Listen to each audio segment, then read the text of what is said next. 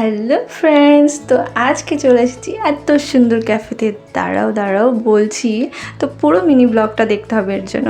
তো আজ কিন্তু চলে এসেছি গাংনাপুর প্রাঞ্জয় ক্যাফেতে।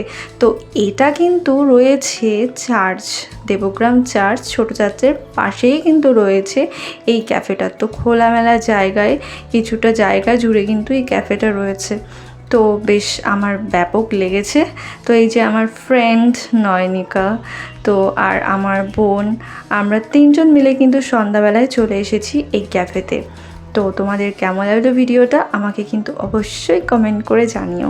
আর ভালো লাগলে এখানে এসে ঘুরে যেও।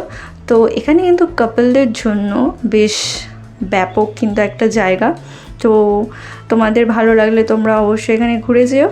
তো ভিডিওটি কেমন লাগলো আমাকে অবশ্যই কমেন্ট করো। ভালো লাগলে লাইক, কমেন্ট, শেয়ার আর সাবস্ক্রাইব করতে ভুলো না। তো দেখা হচ্ছে তোমাদের সাথে নেক্সট নতুন ভিডিওতে। টাটা।